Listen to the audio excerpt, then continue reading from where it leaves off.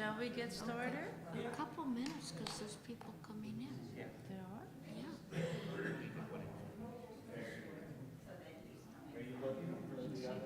Now I can see far and the notes, but I Yes. can't read it. And were you supposed to have? Yeah, I got one eye long Yeah. and one eye kind of a Oh. meter away to read the notes. And now I have to use that. It works. Whatever it is, it works.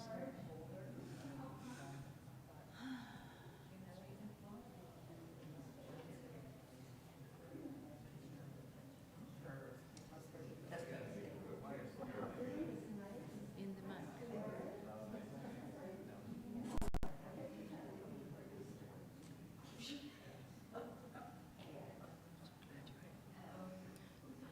It's hard. It's nice to my mother crying. Pardon? My mother was crying Oh. today. You can't, it's hard. They have to figure. Can do it the best.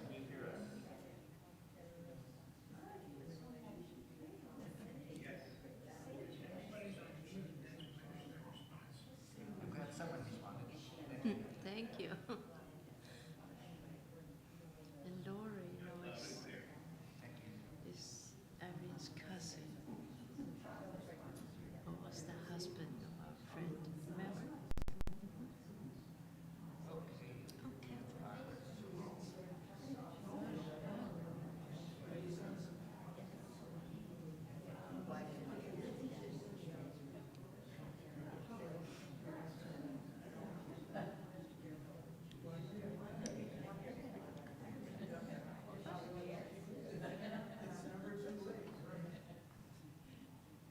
A few more minutes.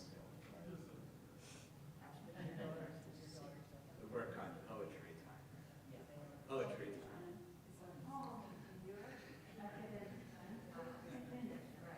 Yeah, or that they leave. Oh. Even to they know that here. If you show up 15 minutes late, the kids won't be there. That's the time limit. Like, oh, you're not here.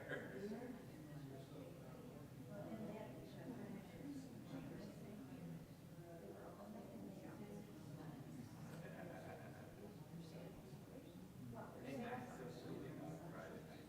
Yeah. Yeah. Oh yeah, I love having company.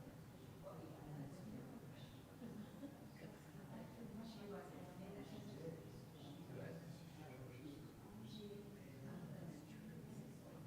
I think all of our healings are by God.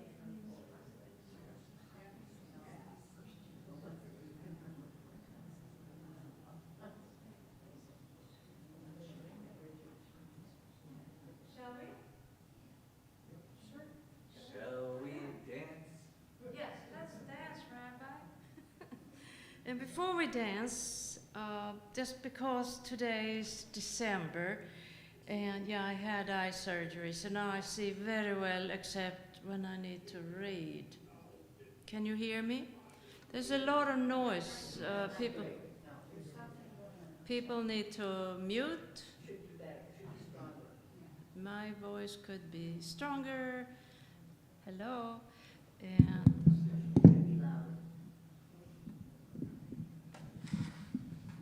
Oh, we got a lot of critics here. well, everybody has a hard time seeing and reading, and yeah, we have to keep those a little separate. So, anyways, before we begin tonight's fabulous reading with two of Buffalo's most fabulous poets I know of, Ancy Baird and Susan Nussbaum, I wanted to just pay a brief tribute to a friend of mine, a mentor. His name was Paul Nemser, and he died this year. And in last December and the December before, he read for us via Zoom from from Boston.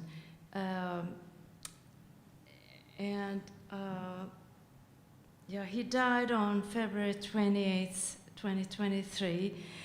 For the last 2 Decembers, he was our featured reader. Already in 2021, we knew he was ill. On the day of his reading, he took a bad fall in his garden, and he showed up on Zoom, black and blue, covered in Band-Aids. Last year, I think all of us who witnessed his struggle breathing and reading knew. I remember, you know me, impulsively inviting him to read again this year. But I think we all knew that that was not going to happen. So please allow me to read a short poem by Paul Nemser, who was such a fabulous poet. This is an obad. Some of you know what an obad is. It's a poem or a piece of music written at dawn, as the lovers who spend the night together have to separate. It's usually the man speaking to the woman. And this is, Paul had a wonderful and very long marriage with Rebecca, and all his poems are for her. Obad with bears. Let me tickle your ear with a gentian bud. It's dawn, purple and pursed in the mouth, and we no longer wake up wild as bears at 5, crashing bird feeders and snouting on to vacuum high bushes of their blueberries. Isn't dawn the very best thing alive? We were vaster once. We used up all the air, my bellowing, your bugling. But now, mouth to mouth, we are medics. We revive.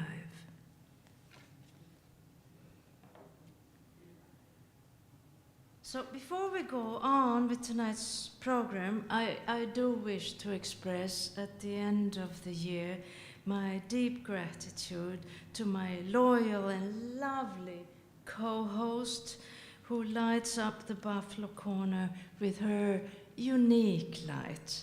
I also wish to thank Rabbi Alex Lazarus Klein and Executive Director Joanne Marquesi, as well as our whole congregation at Shir Shalom. We could not do this without you. Now, it's my pleasure to welcome Rabbi Alex to share some thoughts and maybe a poem or two.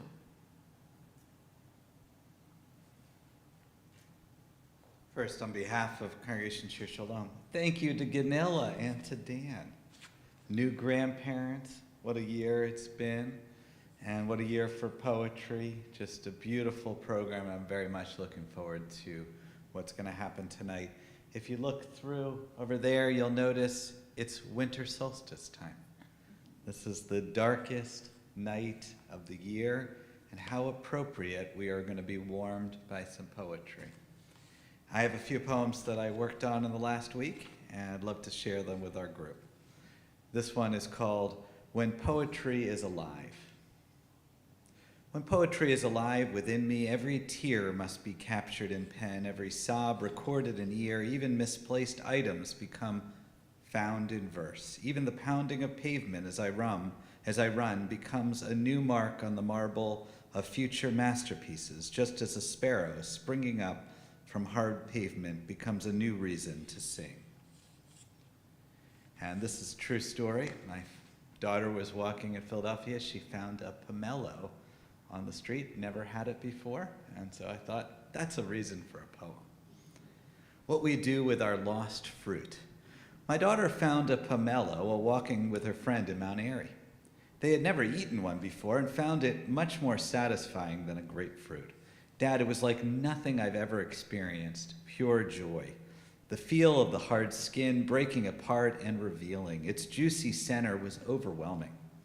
I started picking up pomelos in the supermarket afterwards, but she never really took to them again. What we did wonder was where it had come from. Pomelos are obviously not native to Philadelphia. Was it a dropped item from a grocery run, or had someone decided they didn't like pomelos and tossed it out a passing car window? I felt sad for what had been lost by this other sad soul, and at the same time happy for my daughter and her friend. A few weeks later, I found an orange lying fallow on my neighbor's lawn. It had clearly been there for a while, already turning white, fungus mutating on its rough exterior. Was this somehow a normal activity, losing a fruit? I thought of other humans, like fruit trees, shedding their wares at the first frost. What else would I discover on my path? Whole bins of strawberries and raspberries? My walks became more engaging. I thought of bringing a shopping bag just in case. I decided against it, though, hoping some poor young soul meandering our neighborhood with their friend would make the find. And after revealing the center of whatever juicy fruit they had discovered, decided this was the most amazing thing they had ever tasted in their life. Like Eve before them, this one experience might propel them beyond the Garden of Eden to a world filled with anything and everything they laid their eyes upon. And this one's for you, Gunilla. It's called Blurry Aged, in honor of your new surgery. I was told some time ago by someone, I'm not sure who, that when you turn 40, your eyesight starts to go. And while it didn't happen at 40, maybe 41 or 42, sure enough, the words started to blur on the page. I had always had 20/20 vision, 20/20, 21/20 even. So when the letters began to blend, I rubbed my eyes, which made it worse. Now it was like looking at soup. I could distinguish one bean to the next, but they blended together like noodles in minestrone.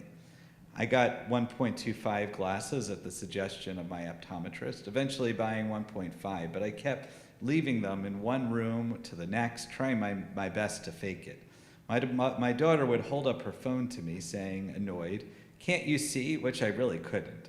She laughed, I didn't. This is what it means to be over 40, trying to read the fine print and realizing that that is all there ever had been all along. A few years have passed, and now I'm 50. I admit I am squinting writing this poem, even with my phone at its highest setting. But that's okay. Getting older means accepting that as long as a body part doesn't hurt, you can just go on pretending it still works.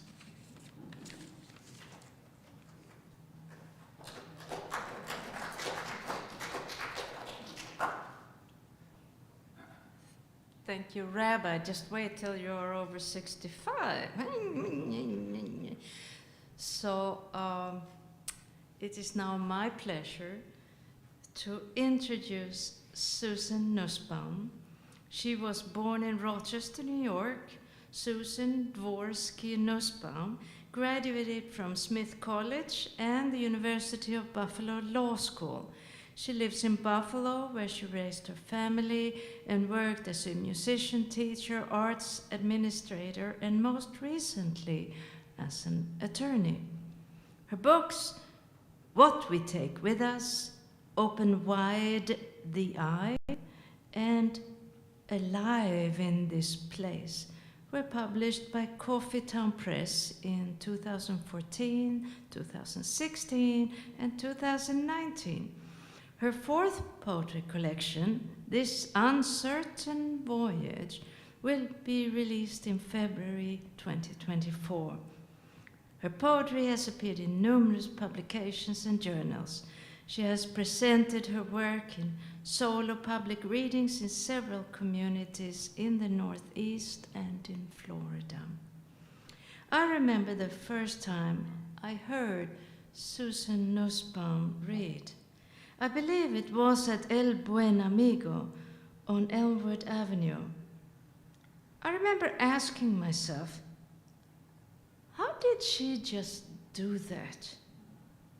She took a deep and private thought, shot it through a prism of comparison contrast, which affected word choice, sound, rhythm, feel, and then turned it into something I could share. I was dumbfounded. And I'm still learning. So please welcome Susan Nussbaum, first time at the Buffalo Corner. Welcome.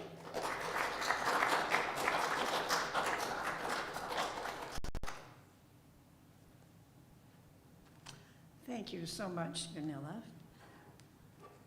And thank you to all of you who are here tonight, and to all those people, hi, who are on Zoom. Thank you for attending. And of course, thank you to Gunilla and Irene, and to Rabbi Alex, and to Congregation Shalom for hosting us here tonight. Some of the poems I read tonight are from my new book, which Gunilla also already mentioned, and some of them are from previous books. Since today marks the winter solstice, and Rabbi Alex already mentioned that, I'm going to start with some poems about the change of seasons, just so to give you a little courage through the winter. The first one is really quite new, and it was written in October. It's never been published or read aloud. This is the first. Golden Locust. If you stand beneath its branches and gaze into the autumn foliage, you might think you're staring into an August night sky by the lake. So surrounded are you by luminosity, gazing not from a distance, but centered inside a room of mirrors, finding your reflection flickering around you, 1,000 oval flames against a blue background.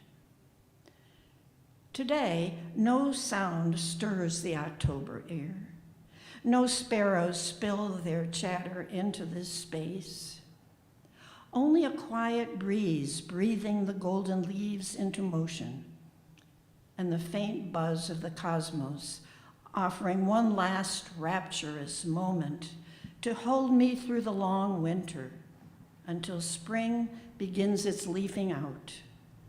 And soon, amazed, I find myself back inside the heart of things.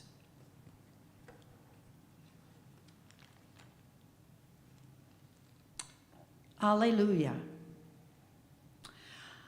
I thought I heard a phoebe this morning, but it was only the wind, and this March sky is the color of sullen, the sun dull as a nickel, and my throat still scratchy from the radiator's dry heat.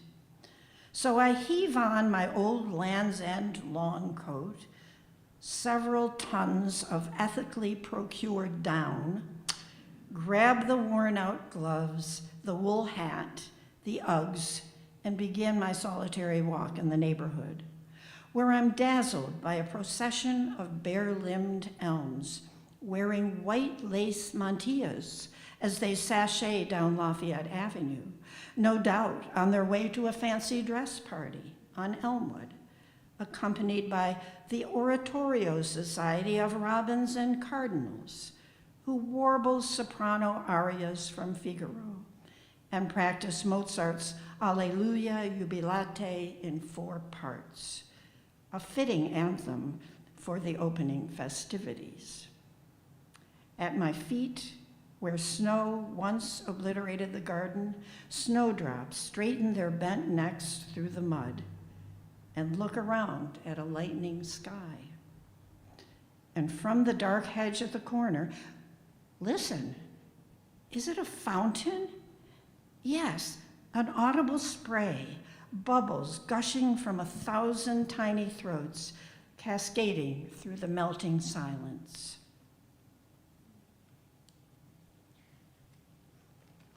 Spring brings several holidays, and my favorite happens to be Passover. And this poem was written during COVID in April 2020. It's called Passover Zoom.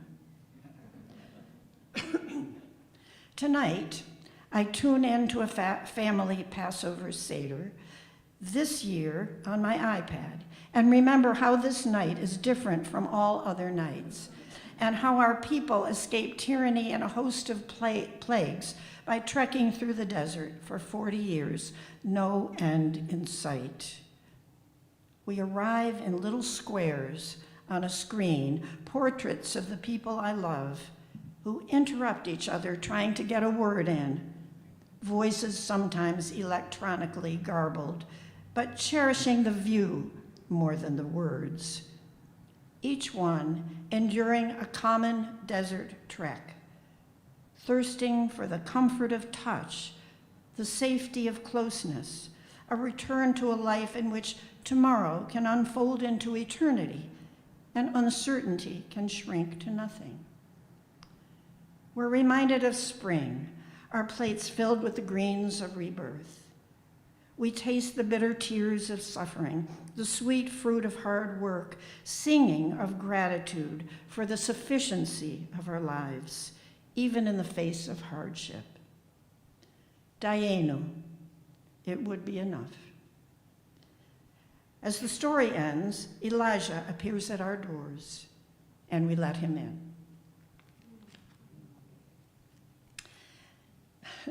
Now, the next few poems really were inspired by people in my family that I love, and so I'm going to read some of them for you. The first one is inspired by my late husband, Ron Van Blargen. Psalm. Without a word, you did this for me.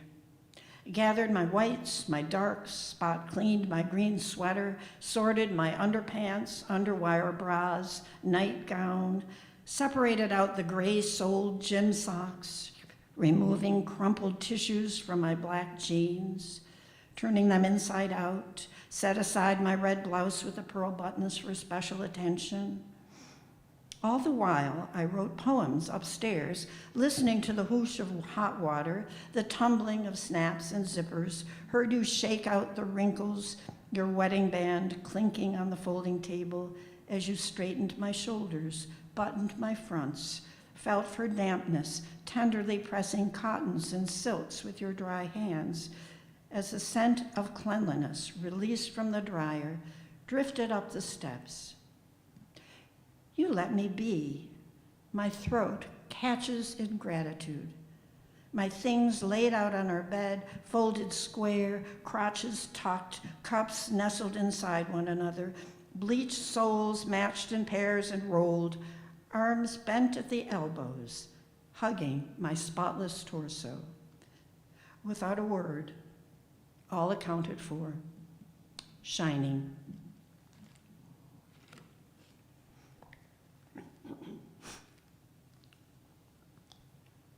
Born yesterday.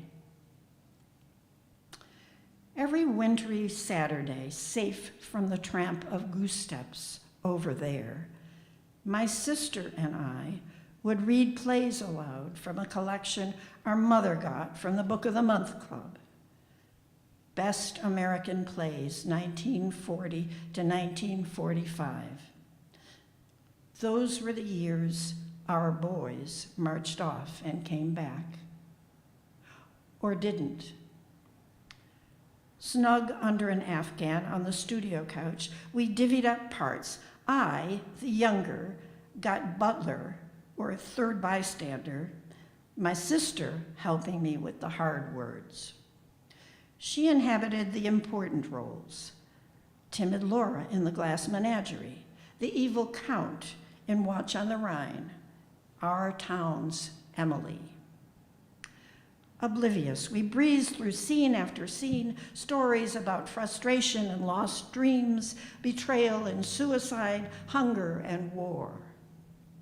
Sniggering at words we didn't understand, but knew were off limits, like gigolo and slut and bastard and Gestapo.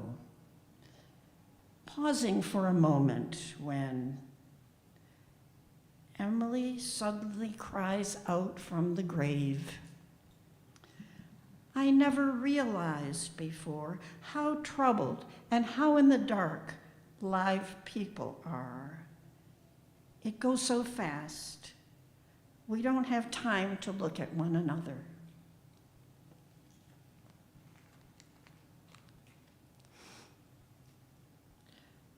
The back stairs.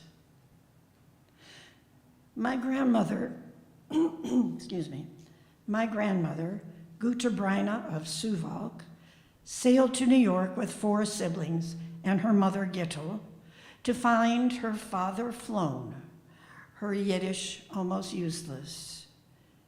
She learned to speak with just a trace of accent, read and write English, raise a family, to on and off the lights, and order groceries by telephone. Shouting the number of Lippmann's kosher butcher into the bell-shaped mouthpiece as I watched her struggle at the phone stand by the back stairs, frantic to find the friendly number please lady replaced by a ringtone and a dial. My father instructing where to place her finger, how to slide it around, release it at the right time. My granddaughter, her namesake, can't see me press the tiny keys, text messaging my LV into her distant bedroom, doesn't know how I long for the clarity of unabbreviated messages, an audible presence, an inflected voice, as I struggle like Guta Bryna at the back stairs to keep the syllables of a lost world from sliding through my finger.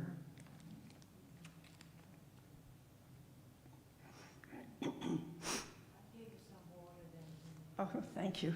I'll take it in a minute. Inheritance. My mother's table, small, marble-topped, found a new home beside the wing chair in one corner of my living room. Still wobbly, loosened during my childhood by a long history of use, weighed down by stacks of storybooks and novels, Majolica ashtray, an occasional philodendron, the assemblage so heavy its feet wore grooves in mother's green wall-to-wall. My inheritance, a cushiony lap, blue-veined hands turning pages, as vibrations of Schumann, scent of Este, swoosh of slip against stockings settle around it. An irrevocable trust, this magnetic field. I'm heir to the air. And another about my mother. Lady Liberty. On nice days, she hung the wet wash on the backyard clothesline to whiten in the sun. Her right arm raised high like a sentinel, clutching a corner of a bed sheet, her left reaching down so I could hand her a wooden clothespin from the bag. Without halo or torch, this daughter of the tempest-tossed loved her country unconditionally, belted out "God Bless America" right along with Kate Smith. She was proud her family made it, declined to travel abroad with my father, insisting, "I'll stay here in the good old USA, the best country on earth." Surely she must have read of lynchings and Japanese detention camps, knew our own family was unwelcome in certain neighborhoods and clubs, and more than once had been called a dirty Jew. Today, bloodstains spread in plain sight across our flag. Massacres commonplace, violence almost expected in grocery stores, schools, churches, and synagogues. Would my mother bleach them from her mind? Would she dry them in the sun? Would she lift her voice in praise?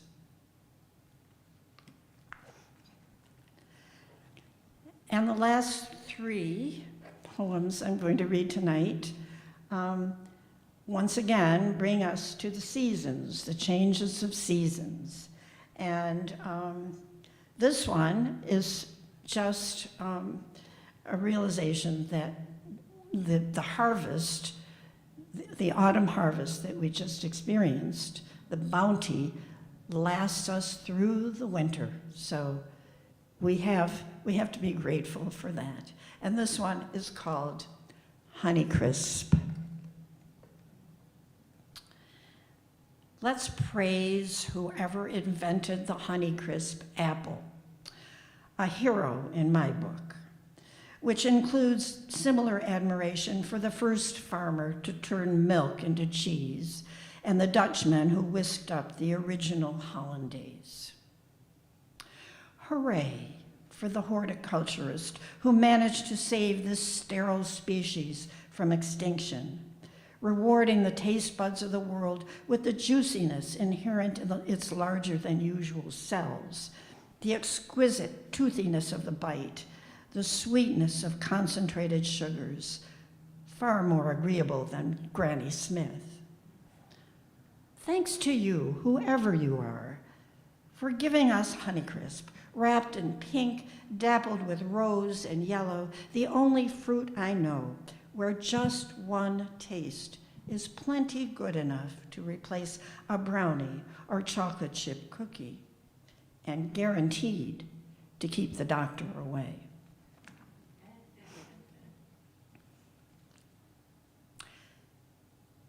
The comfort of summer trees. Summer trees lead separate lives from winter trees. There's no ceremony, no fanfare to mark their arrival. When the skeletons of frost-sheared elms, the winter ghosts have been exorcised, and the frozen silence, isolation of grief have vanished, a lush canopy appears in full leaf, limbs heavy with emerald and olive and lime, above narrow streets crisscrossing old neighborhoods, alive with the singing of phoebes and locusts, the commotion of termites, the air rich with the perfume of cut grass mingled with mold. All is softness now, even the bark skin beneath your fingers, and loopy roots shining like snakes among myrtle. Suddenly, a compassionate space, a city of solace, passageways lined with the generosity of maples and arching birches, whose heart-shaped leaves shiver like confetti against the summer sky. And the last one, which is also the last one in my new book, just reading it to give you courage to get through this winter. Summer day. Let's sit here on the porch near the bird feeder, overlooking a sea of wildflowers. Inhale the breath of honeysuckle, purple yarrow, belled foxglove. Watch the languid bees hovering over each delicious blossom, doing their life's work. But don't nod off just yet, drowsy with contentment. If we wait, the birds will come, startling in their finery. Goldfinches and cardinals chattering like children, vying for a few seeds in suet. Pileated woodpeckers chasing them into the air, yellow and crimson arcs splashed across a cornflower field. Their songs will lift us, quicken our winter hearts. Wait for them.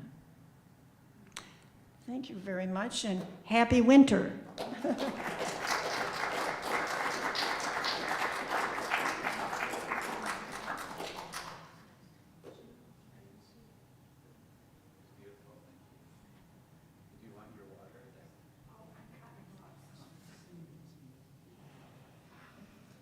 So thank you Susan here, Daniel, give her this. She has earned a bottle of water at least.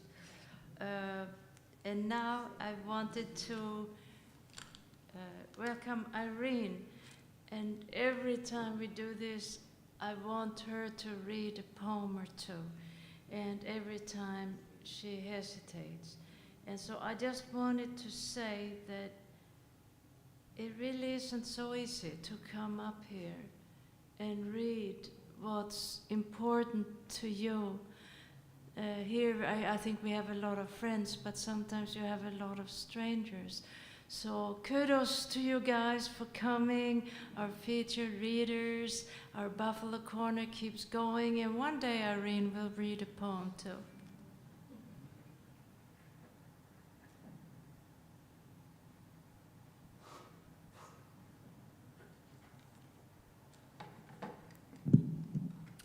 Thank you, Susan. That was a lovely reading. And I'm looking forward to your book coming out. I can't wait to have it, as I'm sure many of you feel the same way. I'm not going to read a poem or two tonight. I wanted to say that this evening is my last as co-coordinator of Buffalo Corner. But I'm looking forward to the spring 2024 schedule of fine writers. And whether I'm here or Zooming from home, I know that it will be excellent, and I hope to see people one way or another. I want to thank Gunilla so much for having invited me to join her in this adventure, as well as to thank Rabbi Alex. Oh, yeah, am I not being heard? Oops. Oops, now I've messed this up. Was all of that totally unheard? Okay. Well, I want to thank Rabbi Alex and Joanne and Temple Shir Shalom for welcoming us into this lovely space, and Daniel Kester. And I want to acknowledge Gunilla's recent many publications in journals. She's just blowing it up all over the place, so I wanted to acknowledge that. And just to wish everybody a busy season of holidays and blessings and prayers for peace in our world. Now, I have the pleasure of introducing Ansi.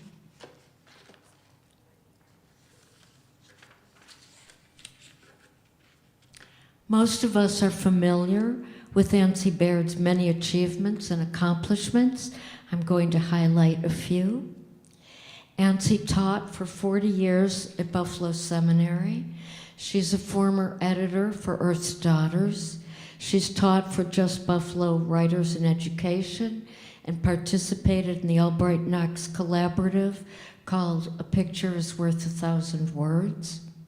Her work has been published in the Paris Review, as well as in the Southern Review, the Denver Quarterly, Western Humanities Review, New Ohio Review, and a number of other journals. I'm going to show you her beautiful books that if you don't have, you should. One is In Advance of All Parting. The next one, The Solace of Islands. And the last, most recent beautiful little book is Porch Watch. I take these off my shelf and read and reread these poems frequently. The book In Advance of All Parting won the White Pine Press competition, and it was published by White Pine Press in 2009.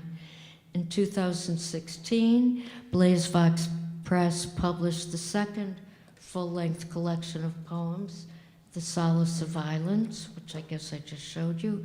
Also, in 2016, Ansi was one of just 4 poets included in Outriders Press book entitled 4 Buffalo Poets. Foundlings Press published her collection Porch Watch in 2019. Ansi's wit, intelligence, sense of irony sparkles in every poem. Her writing embodies craft, elegance, and illuminating awareness of self and the world. that is, people around her. As Ansi says, she is not a nature poet. She is an acute observer of people. She is an elegist to friendship, a wellspring of invitations to reflect along with her through her precise and particular language on humor, complexity, revelation, loss, and joy. Welcome, Ansi Baird.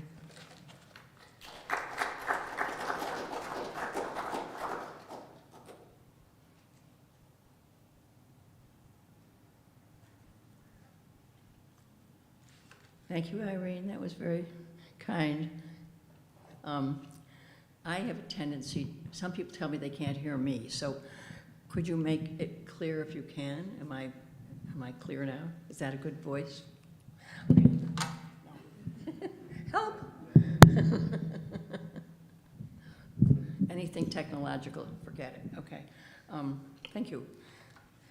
But many years ago, 40 plus years ago, Galway Canal read in Buffalo, and he started his reading by reading a poem by somebody else. It was Muriel Rukeyser, actually. And I was so struck by that. I thought it was so striking and modest. And then I was this morning just reading, as I always am, and reading in my various poetry books. And I thought, you know, I'm going to do the same thing. I'm going to start by reading a poem by Theodore Retke. And it's really such a stunning poem, and it actually kind of is a preamble to everything I'm going to read next. So it's called The Waking, and many of you must know it. I wake to sleep and take my waking slow. I feel my fate in what I cannot fear. I learn by going where I have to go. We think by feeling, what is there to know? I hear my being dance from ear to ear. I wake to sleep and take my waking slow. Of those so close beside me, which are you? God bless the ground, I shall walk softly there, and learn by going where I have to go. Light takes the tree, but who can tell us how the lowly worm climbs up a winding stair? I wake to sleep and take my waking slow. Great nature has another thing to do to you and me, so take the lively air and lovely learn by going where to go. This shaking keeps me steady. I should know what falls away is always and is near. I wake to sleep and take my waking slow. I learn by going where I have to go. And I'm going to start by a poem called This Uncertain Earth. All the poems I'm reading tonight are new, as in 6 months, 8 months, less. Some really new, really, and some old, like July, but that's not old. This uncertain earth. This world is the only place we know, so we pretend it is everything. The interminable plain of stars, the ocean's layers of mystery. We think our way is clear, strutting along while death slinks and creeps by each small child, each adult, each old and golden ancient. Ever the cracked eggshell, our lives fragile as glass shards, here we are declaiming with conviction, as though a loss is unacceptable, unthinkable, because this is, after all, our world, and look at it. It belongs to us, every bit of it, this uncertain earth. Then with a sudden gasp, it's snatched away. A slash, a rent in the white sheet embracing this flesh reveals the body sinking into oblivion. Our world, and we lose it. This is called existential broodings. You don't have to love them, these local days, drugged in fog, but here you are anyway, and it's not that bad by the garage if you manage to avoid the dim lamp glimmering in the afterglow from the last past blizzard.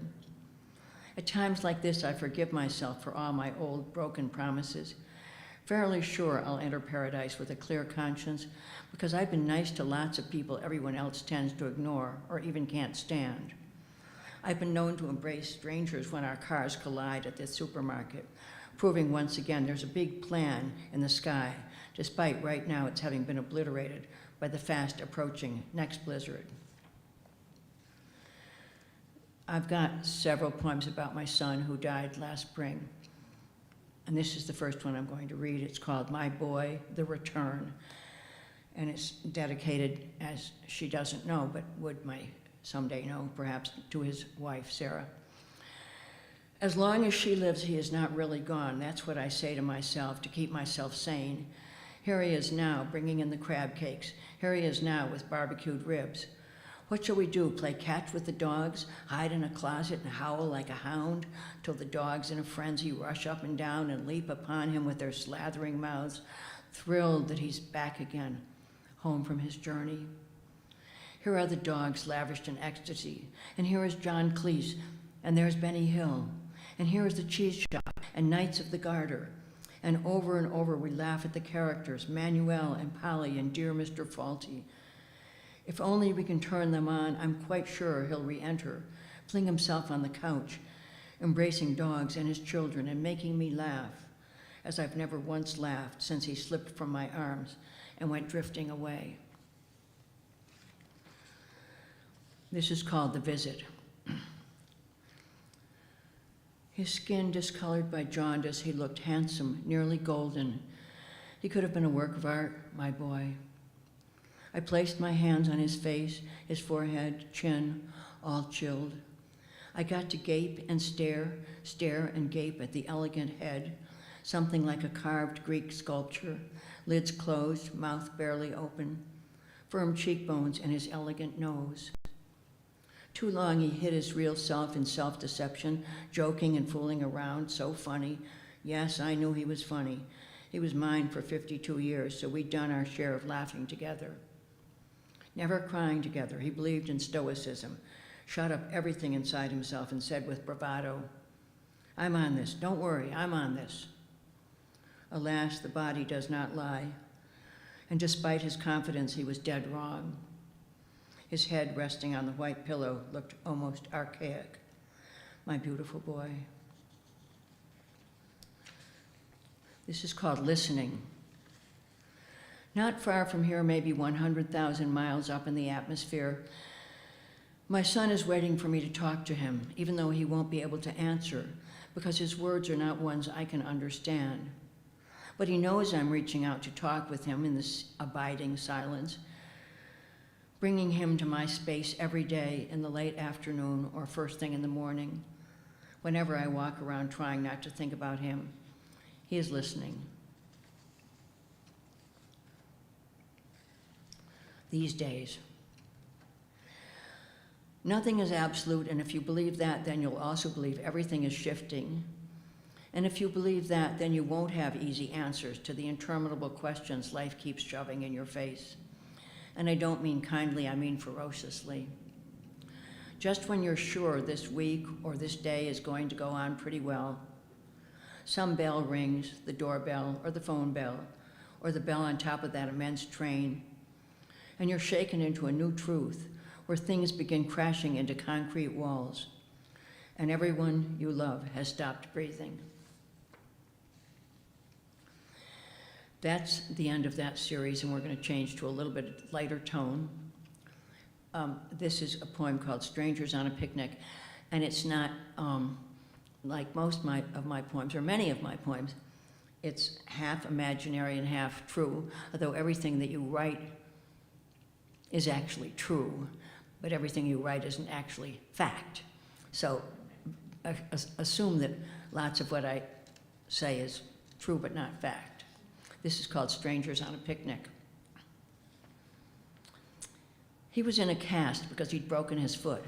I was in hiking boots and a rain hat. We were traveling as a group in the Dordogne, barely knew one another. In a glade, we two stopped a moment. He was a bit austere and elegant. I was a bit scruffy, but eager for conversation. Here was an abandoned Romanesque chapel set in the forest. We all tramped into it. It was stone cold and anciently empty. At the same moment, my new friend and I broke into song in all that stillness, while our hardy companions gazed on, amazed. We threw back our heads and belted out, Bring me my bow of burning gold, bring me my arrows of desire. Directly on to those imperialistic final lines, on England's green and pleasant land. We turned to face what must have been the altar centuries before and began to sing with all incongruous passion the Marseillaise, right through from Allons enfants de la patrie to Marchons, marchons, consent and pure, abreuvent un océan. We sang like one. Days passed by, we became great friends, spent much of our leisure time together. And then the trip was over, and we never saw one another again, naturellement. The last time I sang that lordly anthem, I was standing alone at my mother's bedside. It was midnight in the intensive care unit, and I sang to her the Marseillaise, her favorite song, as she moved inexorably toward death. Marchons, marchons, consent and pure, abreuvent un océan. This is an untypical poem for me because it rhymes. It's in quatrains, four-line stanzas, and there's a lot of rhyme. And take it for something light. Venice recollected. Up the cloudy rushing where the river meets the sea, viewing thrusting steeples is where I want to be. Visiting cathedrals, their stained glass in the sun almost makes a convert. That's why I had to come. Whipped by churning channels, the gondolier stirs true. At the foot of the Donatello, I first saw you. We tasted plates of pasta, drank the rich red wine. Days trolled on to evening, and we both had time. Time encased our bodies while our aging minds embraced. I reached for your rough fingers. You stroked my face. Up the cloudy rushing where the river meets the sea, humming in our harmony is where I yearned to be. Now I'm far from traveling, as heaven only knows. My legs no longer carry me where the soft wind blows. This is a sad poem about my mother. It's called Shame, My Shame. Loud sobbing wakened me from a deep adolescent sleep. It was my mother sobbing in the night. My door was shut tight. What about hers? I stumbled into the hall. Her door was wide open. Loud wailing from the nearby bed. I paused, then turned around, closing her door firmly, and returned to bed to sleep without shame. I was 15 and so embarrassed that we had to live the way we were living, that she had her entire life to weep for. And you, my reader, what do you think I should have done? This is called Revival Meeting. This is very new, like, 10 days, something, 2 weeks. Revival Meeting. Being unclothed, being stark naked is just the beginning of a life we've all been thrust into once more, one more time. And being naked is always beautiful in our short, long lives. We honor the voice from the dark closet that calls us to awaken and try a song out loud, any song, as old as you are, as young as I am, newborn or dying.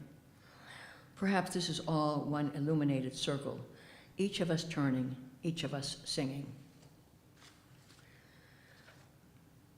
And this is the last poem. I think it's the last poem. Yes, it is. Even in darkness. I don't believe in words severing you from reality. I believe words are reality, and the only way to sever the dream is to speak aloud, despite the lack of answers. The cemetery is wordless, graves substituting for conversation. Shadows envelop the light of strolling visitors. They too are mostly silent, perhaps awed by the plethora of names engraved on stone, on marble, on large slabs of black slate, soundless. We must talk to one another, especially to those who cannot reply. They are the listeners, wrapped in a violet cloud, hovering always just above our blind eyes. Even in darkness, look up and speak. Thank you.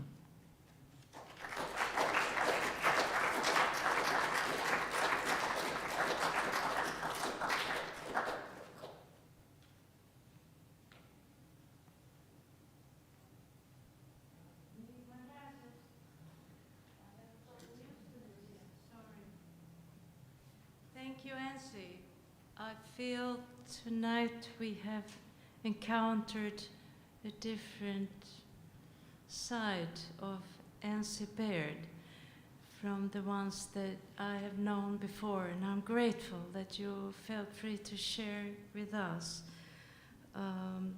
Thank you, all featured readers. Irene, thank you for the support of Buffalo Corner. And you know that all our readings are recorded and stored on my webpage, free. You can access all of them. There are some missing, I think, because we didn't record them before the pandemic, and then there were some that kind of fell in the margin there. So if you're missing one, please forgive me. But most of them are there, and you can just go to GunillaKester.com and access all of them. And yours will be there as soon as it's processed here in the sanctuary. I was going to say in the synagogue. So we are looking forward to a busy spring. We have writers very varied. We have a memoirist, John Melithoniotis, from Buffalo, who wrote a beautiful book about cancer. John Melithoniotis is a memoirist from Buffalo, New York, who wrote a beautiful book about his wife who died of a cruel cancer very quickly. So he will come in January. We also have, some of you know Jordana Halpern. She has written, she's written about workers' rights, radical stuff. She has written poetry, published it. So she's coming. We also have from Niagara Falls the three guys who started Slipstream magazine and has done the poetry reading series up there, like for what, 30 years or something? We have been going for quite a while. We also have Gary R. Ross come back for the annual Mystery Month, and we have in April the open readings. So if any of you are sitting on poems that you would like to share, this is the time to come. It's in honor of National Poetry Month. And I think in June, I have invited Celeste Lawson, who is a poet here from Buffalo I really admire. And if we can't find anybody else, maybe I will read some poems too. Now,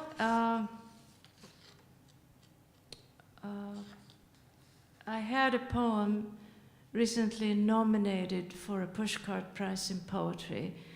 And it's weird how these things happen, because personally I don't think it's one of my better poems, but it is very topical. So I thought, if you don't mind, I'll read it here tonight. It's called "We Dreamed the End of the World."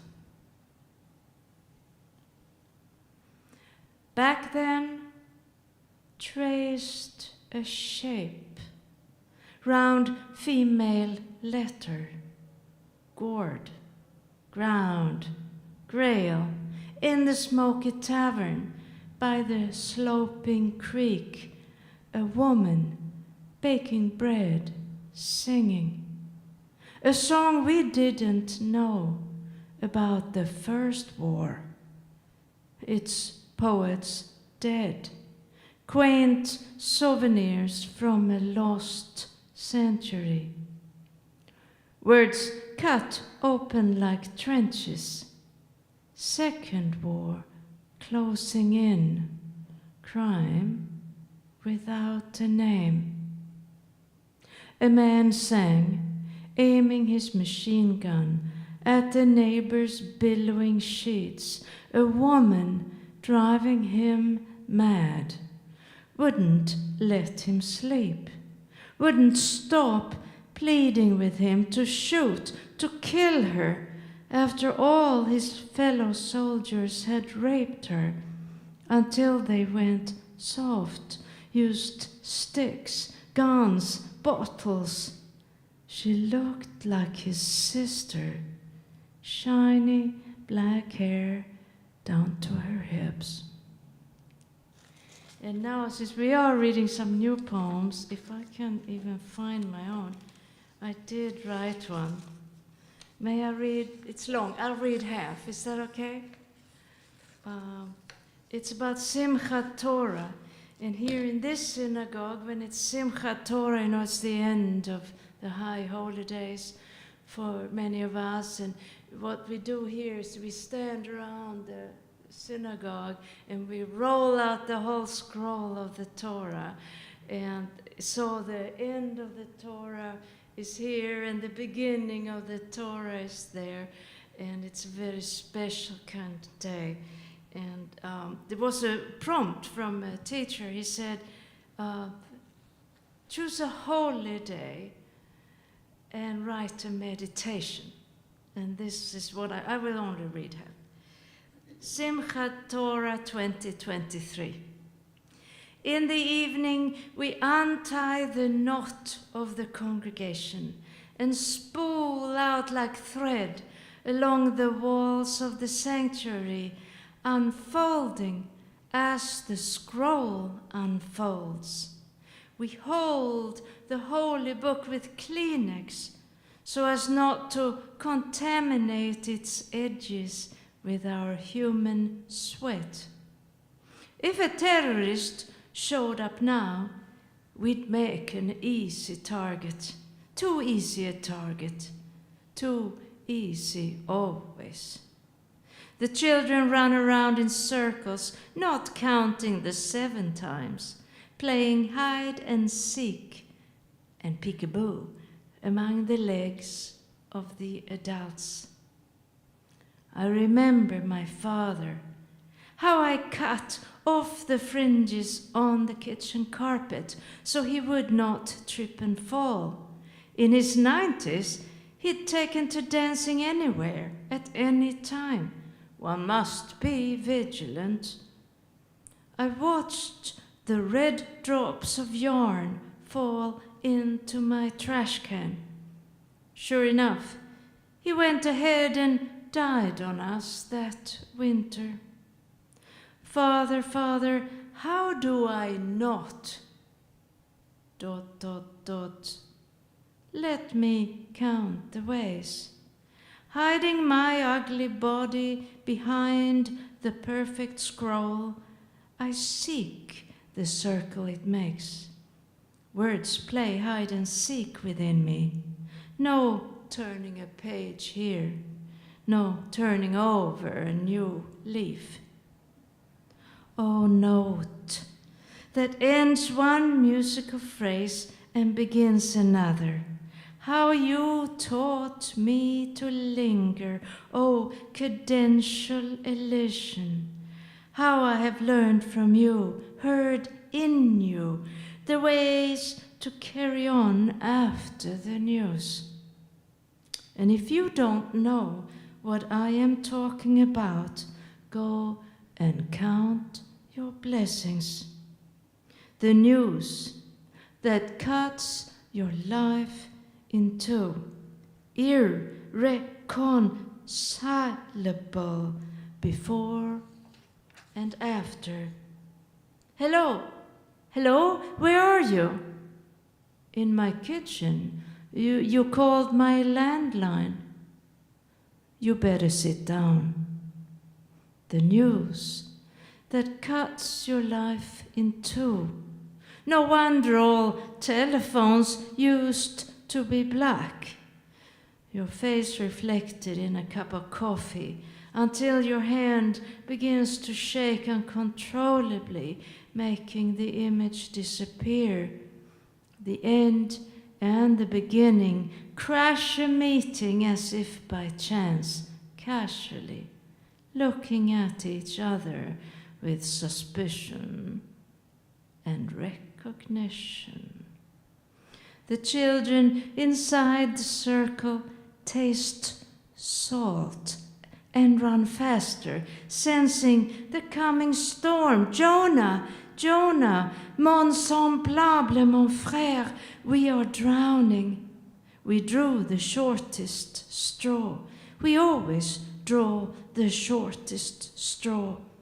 The children play hide and seek and peekaboo among the legs of the adults.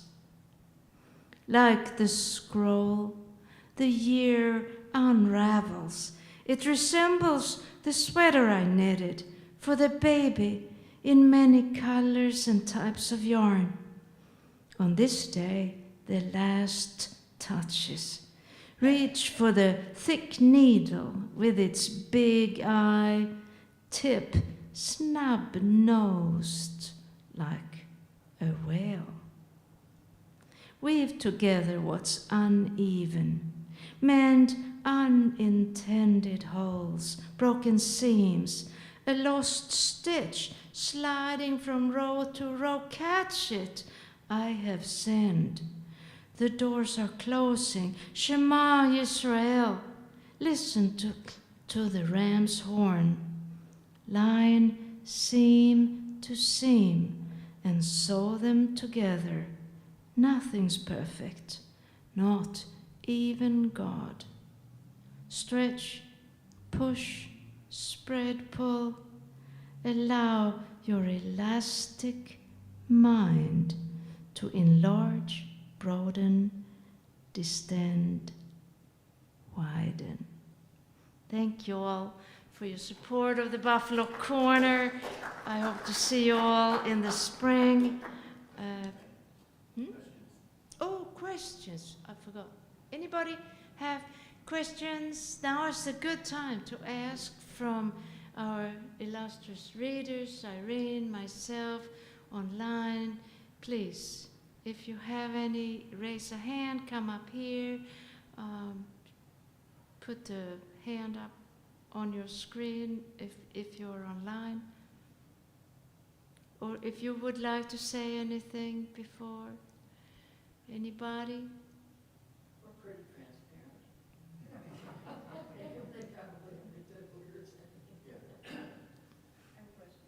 Yes, please, come up here so we can hear you.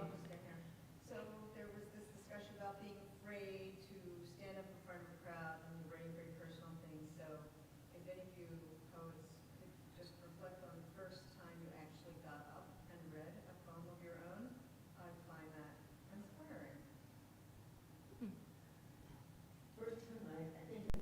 Come up here, please. So, but then the people. Okay. The question from the audience here is about feeling a little shy sometimes to read in front of people, and the person who asked the question asked the poets here, what was it like the first time? Is that right? That you stood up and read a poem in front of people? First of all, I think it's very hard to remember. I mean, I do remember that I read in the 70s, which is a long time ago. But I think, like most performers, a little bit of anxiety is sort of healthy.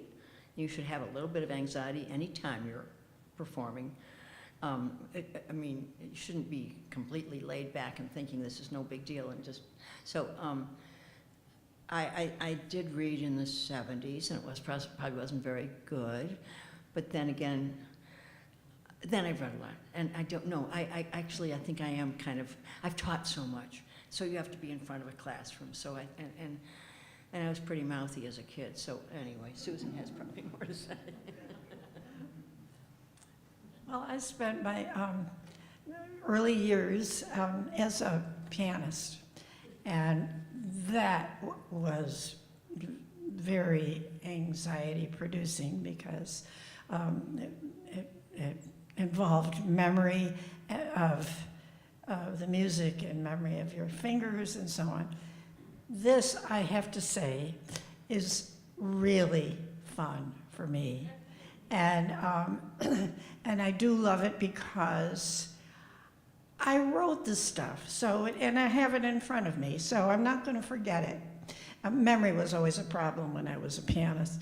And I know it, and generally, I know some of the people in the audience, and it's just a really fun and enjoyable and really gratifying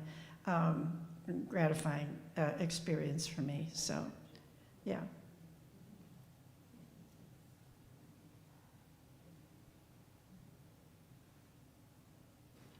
Now you made me remember when I was 17 years old in Sweden. We were little late hippies because things took time to get to Scandinavia. But we had a meeting in the park and people were playing guitars and I knew my C and my A minor. I was so proud. And I had written a 3-page poem called My Sisters. And somebody encouraged me to stand up on this big stage in front of all these people and read it. And I did. And afterwards, it got completely quiet. It was one of the most incredible moments. I had no idea what had happened, but nobody said a word, and I went to my bicycle and went home.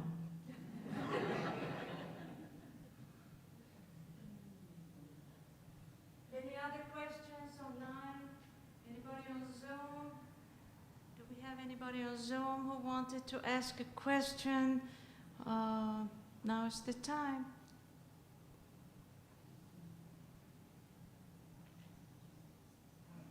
Somebody's talking, but I can't hear you. Daniel, there's a woman here. I mean, obviously she's trying to talk.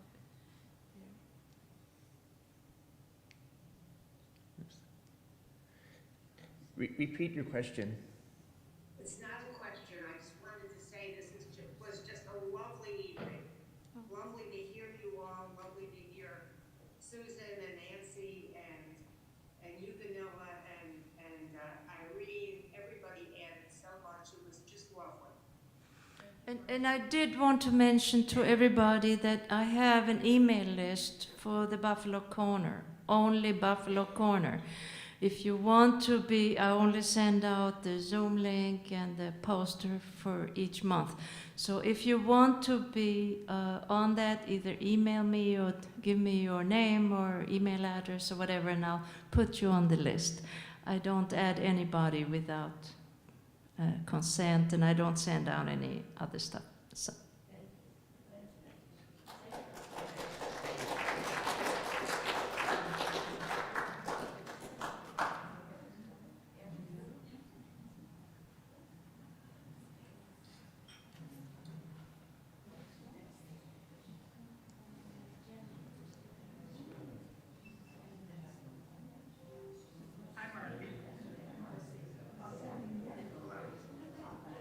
Hi, Marcia.